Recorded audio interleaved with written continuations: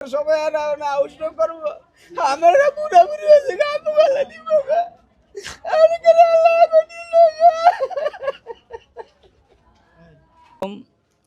সবাইকে আমি সালাম জানাই। আমার ভাই বর্তমানে আফ্রিকা গেছে, আজ 9 বছর চলে। তো হঠাৎ সকালবেলা খবর পাইলাম আফ্রিকায় দোকানের মধ্যে আগুন লাগছে। তা আগুন লাগানোর পরে বাজারে যাই, বাড়িতে আসি, তারপরে আফ্রিকা ফোন করি। ফোনে পরে শুনলাম যে আগুন লেগে গেছে, ঘরের রুমের ভিতরে ঢুকছে আর বাড়িতে পারে নাই। কাগজ করতে গেছিল, কাগজ করে আইসা আওয়াজ আওয়াজ শরীর কানতে গেছে, ঘুমাই আসছিলাম, মনে সজাগ পায় নাই, মারা গেছে। তা আমার ভাই 25-30 বছর ধরে বিশেষ করে কোন করতে পারে নাই। সরকারের কাছে কিন্তু আবেদন জানাই এই ব্যাপারে একটু কিছু করার জন্যে। আমার আর কোনো কথা কর নাই, আমি কথা বলতে পারতাম না, আমার শরীর সুস্থ বেশি ভালো না ভাই। সকালবেলা ফোন আইছে যে দোকানে কাম করে দোকানে আগুন লেগে আছে আগুন লেগে আছে তুই করতে পারবো পরে অনেক কুম্বাল লাগে আগুন নিবাইতে পারে না অনেক পোলা হয়তো 5-6 জন আসছিল দোকানের ভিতরে আমার শেষ হয়ে যায়।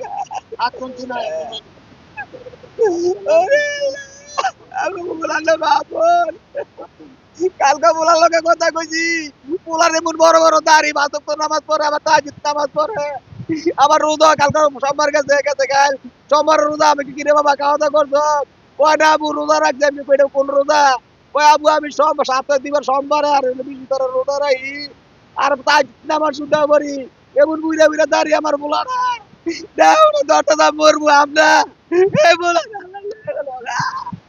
ও আল্লাহ গো আল্লাহ ওরে আল্লাহ বয়স মনে হয় 18-19 হইতো 20 হইতো না 4 বছরের বেশি হইতো মনে হয় 5 বছর একটু কম আছে আর কি ও আল্লাহ আমার নাম মোহাম্মদ আলী মিয়া ধরেন দোকানে তো লোক থাকে 15-16 জন, 16 জনের থেকে 7 জন লোক দোকানে ছিল আর বাকি লোক কাগজ করতে গেছে। এই যে নুমা নুমা কইতাছে এই লোকও কাগজ করতে গেছিল, ফার্স্ট সিরিয়াল হয় পাইছে, কাগজ করে হয় ফার্স্টে বাইরে আইয়ে পড়ছে, বাইরে যেমন দোকানে আইয়ে পড়ছে। তো এখানে লোক ছিল রমেশ 8 জন। নিচে হইলো আপনার দোকান, ভাড়া দোতলায় থাকে, দোতলা ফ্ল্যাটে থাকে, ওই ফ্ল্যাটের দোতলায় থাকে। তো ওইখানে তো শীত 24 ঘন্টা, এমনি গরমের দিন ওই আর দোকানদারি করে এই যে সব শীতের জামা কাপড় নিয়ে।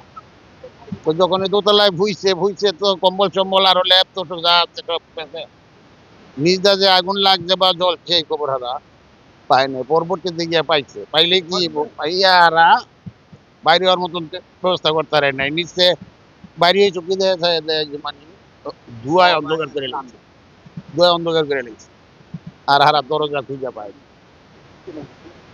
আমার নাম আব্দুল মোতালেব। তারপর মমতা ভাইরা আড্ডা বলি সাউন্ড না আপন আপন আগুন লাগছে আমাদের ওইখানে লোক প্রভাব নাই, কিভাবে যে এটা আমাদের ক্লিয়ার হারা দিতে পারে। আমি সকাল 7:30টার দিকটা খবর পাইছি যে দোকানে আগুন লেগে আছে একটা টাইমে এই রোড গার্ড বুঝায় মানুষ চিল্লা দিচ্ছে। আসলে আমি দূরে আসছি, ওই দোকান আমার খালতো ভাই থাকে, এক আমার ভাগিনা থাকে। শাহিন করে না, আমার খালতো ভাই না নূর মোহাম্মদ, আর আমার ভাগিনা হলো শাহিন, ওর বাড়ি কানাইনগর। আসলে এই পর্যন্ত খবরে লাস্টে ফিনিশিংয়ে যা শুনি ওই দোকান হারা রয়েছে। তো নজরুল করে একটা ছেলের নাম, জহিরুল করে একটা ছেলের নাম, ওই ছেলে আগুনের ইয়াদা জাবদা বাড়ি আসছে। তো আর এই পর্যন্ত আসতে পারে না, আগুন এখন পর্যন্ত নিয়ন্ত্রণ আসার পরে আপনার এই ঘাড়া গেছে, আমার ছোট ভাইরা গেছে, যা দেখছে ওদের কোনো রাসের কোনো পরিকল্পনা কিছুই নাই, সব কঙ্কালের হইয়াও কঙ্কালও নিমিশ হয়েছে থাকে। তো 6 জন একসাথেই আছে, 6 জন মারা গেছে, 6 জন ওই সাইডে আছে, একখানে আছে। আমার এক খালতো ভাই হয় নূর মোহাম্মদ, আমার এক ভাগিনা শাহিন। নূর মোহাম্মদের বয়স 50-49 হবে, আর শাহিনের বয়স হবে 23-24। এটা হলো নূর মোহাম্মদের বাসা। নূর মোহাম্মদের সব প্রায় 8 বছর হবে, প্রায় আনুমানিক 8 থেকে 9 হবে। আর আমার ভাগিনা 9 বছর। এখানে আর ওখানে ওই দেশ এখানে 2 মেয়ে, এক ছেলে আছে, এক বউ আছে, বোনের আছে, ভাইয়ের আছে, আর 2টা ভাই আছে। হিমাজের সাথে থাকে এক ভাই থাকে, এক বোনের জামাই থাকে আর এই যে আমার ভাগিনা, ওই যে একসাথে 4 জন ছিল। 2 ভাই আছে, 2 বোন আছে, বাপ আছে, মা আছে। না না বিবাহিত না। বয়স 26-27 হবে। দিন আগেও কথা হইছে আমার শাশুড়ির সাথে, যে গেছে কালকে, আগের দিনও কথা হইছে। শুধু এই গেছে কালকে কথা হয় না, গেছে কালকে যেদিনকে গেছে কালকে রাতে তো মারা গেছে, এর আগের দিন কথা হইছে। না, এরা দোকানে কাজ করে। এরা দোকানে এটা তো একটা শপ, সাউথ আফ্রিকার একটা বড় শপ, সুপার শপের সাউথ আফ্রিকা। এটা তো প্রত্যেক বছরই জানেন ডাকাতি হয়, লুট হয় সাউথ আফ্রিকার দিকে। তো ওইটা চাইরো সাইডে একটা তালাবদ্ধতা আছে। সাউথ আফ্রিকার নিয়ম হলো চাইরো সাইডে গ্রিল দেওয়া, তালাবদ্ধতা, তো একটা মানুষ ঢুকতে পারবো না, বের হইতে পারবো না। তো ওই অবস্থায় আশেপাশে দোকানদার ছিল, যা তালা ভাঙছে কিন্তু বের হইতে পারে না। তো একজন বের হইছে, যে বের হইছে তার অর্ধেক পোড়া, বেশি অর্ধেক পুড়ে গেছে গা। তো হ্যাঁ নিয়ে হাসপাতালে ভর্তি করা হয়েছে। মানে হ্যাঁ যদি সুস্থ কি হয় তাহলে বুঝা যাবে ভাই কিভাবে কি হয়েছে।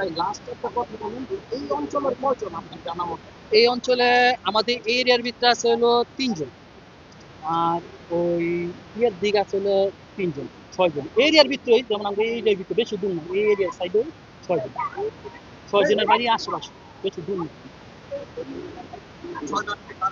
ভাই হ্যাঁ 6 জনই মারা গেছে। যে দোকান চালের শেড সুদ সব ভেঙে নিচে পড়ে গেছে।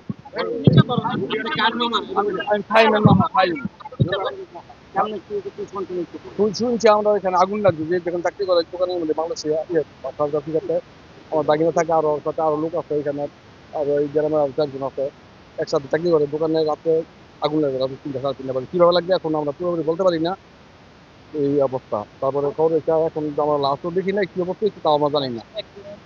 একজন বাইক করছে ওইটা 40% পুরা পুরা থাকা, আর বাকি বাইরে লাশ হবে। বাকি গুলা কোনো লাশ খবর এখন আমরা দিতে পারি না, এটা আমরা বলতে পারি না এখন।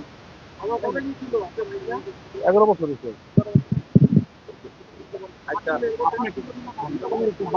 11 বছর।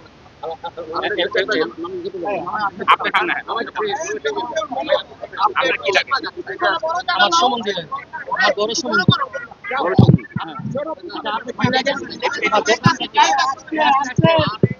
একটু শুনতে দেন। আমার নাম সজীব, আমি আর বড় বোন জামাই।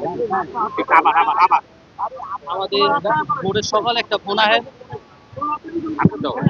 হাতে দাও। ভোরের সকালে আমাদের ফোন আসার পরে আমরা জিগাই যে কি হয়েছে, বললো সাউথ আফ্রিকা বলে আগুন লাগছে। জিগালাম যারা সবাই কি ভালো আছে, সেফ আছেন না। তো 6 জনের ভিতরে একজন বের হয়ে গেছে, 7 জনের ভিতরে একজন বের হয়ে গেছে, 6 জন আটকা পড়ে রয়েছে। পাশের দোকানদার এরা অনেক চেষ্টা করছে, তালা তোলা ভাঙছিল, কিন্তু বের হতে পারেনি। যে রুমটা বের হইব এই রুম দিয়ে আগুন, ওই গ্যাসের বিস্ফোরণ করতেছে একটার পর একটা, হেরা বের হতে পারে না। পিছনের দরজাটা ওই সবাই তালামোলা খুলছে, পিছনের দরজা পর্যন্ত মনে হয় যাইতে পারে নাই, পুরা ভিতরে আগুন ছড়াই গেছে। তো রাত্রে অনেক কি করছে, ফায়ার সার্ভিস কিছু আসে না। ভোরের সকালে আসছে, আইসা আগুন নিয়ন্ত্রণে করার পরে 3 জনের লাশ বলে হেরা পাইছে। 3 জনের ভিতরে এখনো আমাদের যে সম্বন্ধী, বড় সম্বন্ধী, তার লাশ অন্তরি পাওয়া যায় না, অন্তরি করে নাই। অন্তরি আগুন জ্বলতেছে, অন্তরি নিয়ন্ত্রণে আনতে পারে না। যারা একটু পর পরে ফোনটা বলতেছে এখনো লাশ পাওয়া যায় না, পাওয়া গেলে বলা যাবে। আরে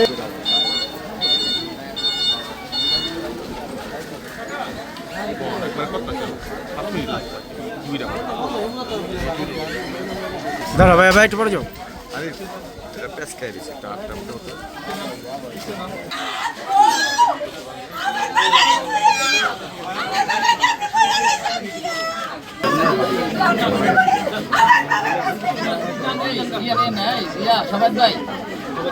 সৌরভ ভাই একটু পিছনের দিকে ভিডিওটা নিয়ে না। হ্যাঁ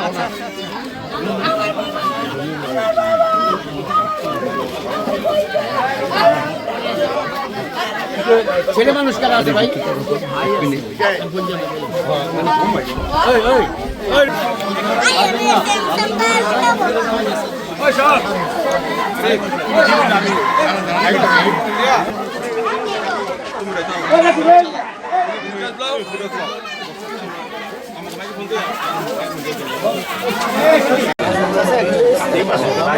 আরে সজীব ভাই পরে লাগান না রে ভাই আসার মতন প্লেসিং তো নাই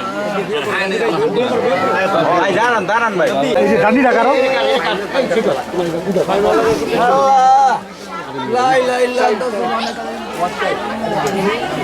মেজি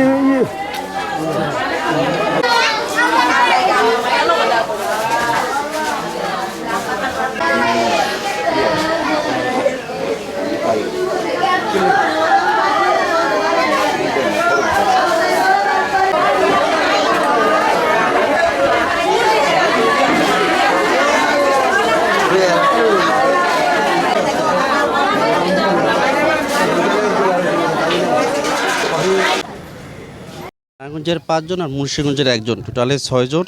আর আরেকজন আহত অবস্থায় মেডিকেল আছে, বুঝছেন। আর এখন যে আগুনের যে সূত্রপাতটা এখন কীভাবে হয়েছে এখন সুনির্দিষ্ট আমরা জানি না।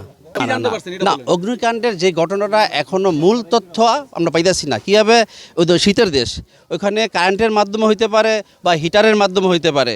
আর ওই দেশটা তো একটু ব্যতিক্রম, সবাই জানেন আপনারা, তাই তো। এখনো সুনির্দিষ্টভাবে আমরা বলতে পারতেছি না অগ্নির সূত্রটা কীভাবে লাগছে এখানে। না না না, আসলে কি এইটা আপনার 30 তারিখে পর্যন্ত এই জিনিসটা ছিল। আর আফ্রিকা তো অ্যাভেলেবেল এই ধরনের ঘটনা ঘটা থাকে। এটা আমরা যারা বাংলাদেশে আছি সবাই অবগত আপনারা, বুঝছেন। আর আমরা বেশি জানি কি লেগা আমাদের এলাকায় সব ম্যাক্সিমামই আফ্রিকা থাকে, বুঝছেন। তার কারণে প্রতিদিনের খবর আমরা প্রতিদিন পাইতেছি। হ্যাঁ, সুপারশপ ছিল, কেউ 8 বছর, কেউ 10 বছর, কেউ 5 বছর। এমনকি আপনি না, এই মুন্সিগঞ্জের এক লোক আছে আমার রিলেটিভ, সে 2 মাস ধরে গেছে, বুঝছেন। আমি সকালবেলা ওই বাসায় গেছি এবং যারা প্রত্যেকটা বাড়িতে আমি যা খোঁজ খবর নিছি, বুঝছেন। এইটাই ভাই, এখন আমার মনের অবস্থা একটু খারাপ। আচ্ছা, এখন পর্যন্ত আমরা স্থানীয়ভাবে আমাদের যে মেম্বারশিপ আছেন, যেহেতু ব্যবসা প্রতিষ্ঠান দক্ষিণ আফ্রিকাতে ওনাদেরই পারিবারিক ব্যবসা প্রতিষ্ঠান, তো স্থানীয় মেম্বারের মাধ্যমে আমরা যতটুকু জানতে পেরেছি যে ওখানে আপনার আমাদের নারায়ণগঞ্জ সদর উপজেলার টোটাল 5 জন, আরেকটি ইউনিয়নের 4 জন এবং বক্তব্য ইউনিয়নের 1 জন হলো ওখানে নিহত হয়েছেন। কিন্তু আমরা এখনও মন্ত্রণালয় বা এম্বাসির মাধ্যমে আমরা যে অফিসিয়ালি যে তথ্যটা পাওয়ার কথা সেটা এখন পর্যন্ত পাইনি। অলরেডি আমরা আমাদের প্রবাসী কল্যাণ শাখার যিনি নারায়ণগঞ্জ এবং ঢাকার দায়িত্বে আছেন তার সাথে আমরা কথা বলেছি। আমরা যে তথ্যটা এখানে প্রাথমিকভাবে পেয়েছি 5 জনের তথ্য, আমরা সেই তথ্যটা তাকে দিয়েছি এবং একই সাথে নিশ্চিত করেছি যে এম্বাসি থেকে যে তথ্য আসার সাথে সাথে যাতে সংশ্লিষ্ট পরিবারগুলোর সাথে অতি দ্রুত যোগাযোগ করা হয় এবং একই সাথে পরিবারের পক্ষ থেকে যদি আমাদের প্রশাসনের মাধ্যমে কোনো যোগাযোগের চেষ্টা করা হয় সেটাও যাতে অতি দ্রুত তাদের ডেড বডি থেকে শুরু করে অন্যান্য যেসব প্রক্রিয়াগুলো আছে সেই প্রক্রিয়াগুলোতে আমরা যাতে সহযোগিতা করতে পারি সেটার জন্য অলরেডি তাকে নির্দেশনা দেওয়া হয়েছে। আসলে না, এই ব্যাপারে আসলে যেহেতু দেশের বাইরে একটা ঘটনা ঘটেছে এই ব্যাপারে এখনও আমাদের কাছে সুনির্দিষ্ট তথ্য আসেনি। হয়তো এম্বাসি থেকে যদি পরবর্তীতে আমরা তথ্য পাই তাহলে আপনাদেরকে বিস্তারিত জানাতে পারবো। আমরা অলরেডি হলো আপনার আমাদের যে স্থানীয় মেম্বার আছে, মেম্বারকে যেহেতু ওনাদেরই ব্যবসা প্রতিষ্ঠান আর এখানকার স্থানীয় জনপ্রতিনিধি আছেন, আমাদের চেয়ারম্যান সাহেব আছেন, ওনাকে বলেছি আমরা সংশ্লিষ্ট যে পরিবারগুলো আছে পরিবারগুলোর সাথে সার্বক্ষণিক যোগাযোগ রাখার জন্য। একই সাথে আমরা যেটা নিশ্চিত হতে চাচ্ছি সেটা হলো যে আমাদের এখানে যারা ক্ষতিগ্রস্ত হয়েছেন এই ক্ষতিগ্রস্ত পরিবার, নিহতর পরিবারের সদস্যরা যাতে খুব সহজে ডেড বডিটা নিয়ে আসতে পারে বিদেশ থেকে, যেটা আমাদের আসলে প্রবাসীদের পরিবারের একটা চাওয়া থাকে। তো এই জায়গাতে যাতে তারা কোনো প্রকার হলো আপনার দীর্ঘসূত্রতার সম্মুখীন না হয় এই জন্য অলরেডি আমরা প্রবাসী কল্যাণ শাখার যিনি সহকারী পরিচালক আছেন ওনার সাথে আমরা অলরেডি কথা বলেছি। আমরা পরিবারগুলোর পক্ষ থেকে ওনার সাথে যোগাযোগ করার ব্যবস্থা করে দেবো যাতে দ্রুততর সময়ের ভিতরে আমরা এই প্রক্রিয়াগুলো সম্পন্ন করে তাদের ক্ষতিপূরণ একই সাথে হলো আপনার ডেড বডি আনার ব্যবস্থা করতে পারি।